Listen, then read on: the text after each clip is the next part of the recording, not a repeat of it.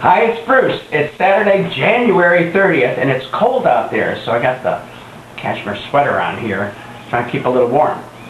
All right, last Sunday, we went to see A Little Night Music, the revival of Stephen Sondheim's musical, directed by Trevor Nunn. And I'll preface this by saying, I had a debate about this. I love A Little Night Music. I love the original when I saw it with Glynis Johns, and Len Cariou, Lawrence Guittard. It was really one of my favorite Sondheim scores. It's so lush and lovely, and witty, and nice book, and everything. I'd heard some mixed things about this, and the ticket price is like $137 full price, and there's no discount. So I had to give this some thought. And my criteria is, would I be upset if I missed it? And since Angela Lansbury is in it, and it garnered good reviews, I thought, well, it is Little Night Music, it's got that score, and it's got Angela Lansbury. And Catherine Zeta-Jones is starring, and everyone says she's gorgeous, and it's nice to see a star on stage. So we got the full price tickets. And I have to say, now, was it worth $137.50 or 37, whatever it was? That's a little pricey. However, am I glad I saw it? Yes. Long story short, so I guess it was worth it, because the option is not seeing it. All right. What's great about this production? Angela Lansbury. Okay.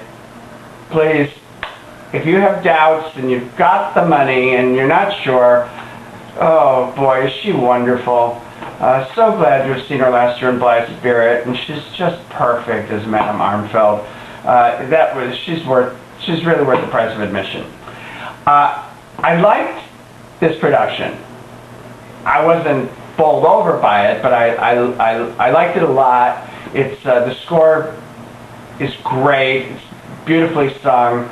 High praise for Aaron Lazar as Count Magnus, and Erin Davie as the Countess. It's a little different take on it. She sings Every Day a Little Death beautifully, and it works. And Aaron Lazar is great. He's pompous and wonderful and handsome, and what's funny is that Aaron Lazar and Erin Davie played in a reading of Bill's and Henry Krieger's musical Sideshow. They had a reading at the Roundabout a year or so ago, and Aaron Lazar played Terry, and Erin Davie played Violet. So it was fun to see them. Got to go backstage and visit, and that was wonderful. Catherine Zeta-Jones has a different take on Desiree. I love Glynis Johns so much. Catherine Zeta-Jones she's gorgeous, and the audience loved her, and she's every bit of a star on that stage. And she holds it quite well. The take's a little heavier than usual, and I think it's a little bit more, I always think Desiree, she's got class and style, and she's lovely, but watch out behind your back, because she can get you. Catherine Zeta-Jones, you don't have to turn your back. I think she can get you. But, it worked, and God, the people on the street were waiting for her after. And she was lovely. I saw her after, and so all in all, Little Night Music. Oh, and the score. The score is just wonderful. It's like Sondheim at his most romantic and best, and also the guy that played Henrik was very good, Hunter Ryan Hrdlicka. And another treat was Ramona Mallory plays Anne, and she's the daughter of the original Anne, Victoria Mallory, and the original Henrik. So they got together during Little Night Music and made another little Anne. All right, so if you want to see Angela Lansbury, I hope it's not her last role on Broadway. She's getting up there in her 80s, but she's just great. I recommend it for those reasons.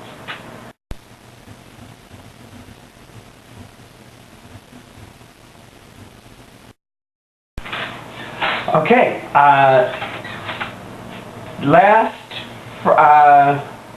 week, Monday, it was a Monday, we went to Jonathan Darsick's, has a series at the, it used to be the Donnell Library, but the Donnell Library is gone, so now it's at the Bruno Walter Auditorium of the New York Public Library of Performing Arts, and he has a songbook series that he hosts, and he interviews composers, lyricists, and composer-lyricists. And, to no surprise, the reason I went is because the composer-lyricist this time was Joe ICONIS. Who likes Joe? Me. All right, well, Joe played the piano. He rocked out on that piano, and he had his 4 wonderful ICONIS troopers with him, Jason Sweet Tooth Williams and Lance Rubin and Katrina Rose Diedrichsen, who looks fabulous right now. I'll tell you, she's looking real good. And Krista Rodriguez, who's Wednesday in the Addams Family coming up. And they sang a lot of Joe's songs, and it was great to hear some new ones.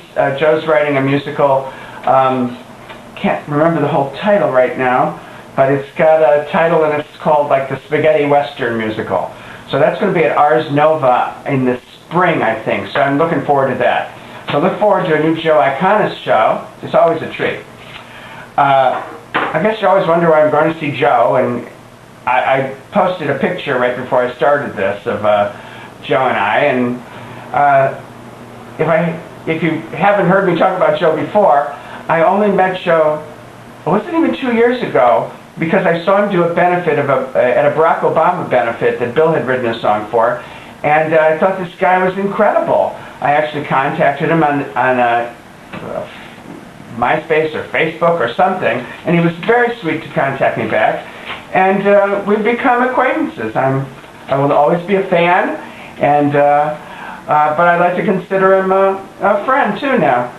He is so talented, and his music, each song is a little character. They're little theater rock songs. They're just great. All right, enough about Joe. I'm always going off about Joe. He's just a nice guy. All right, now I just want to cap this off by saying I got an email a couple days ago from the Signature Theater Company saying that the Orphan's Home Cycle, Horton Foote's 9-hour show, 9 plays, was extended. We tried to get to see the marathon, but it was all sold out. They have a couple where they show all the 9 hours in a row. So they said they added 2 marathons, I believe in April, and I told Bill, I emailed it to Bill really fast because I can't do all this at work. And Bill got 2 tickets, and we're going to the marathon in April. 9 hours, so that's since the Coast of Utopia. 9 hours of Horton Foote. Now, Horton Foote's not always my favorite playwright. Sometimes I really like him. But Orphan's Home Cycle's been getting great reviews, so there's new seats that are opened. I would imagine that the marathons have probably sold out already because it's pretty popular. It may move to Broadway next year, but I'm not sure, so we want to see it in the small Signature Theater. All right, have a great weekend.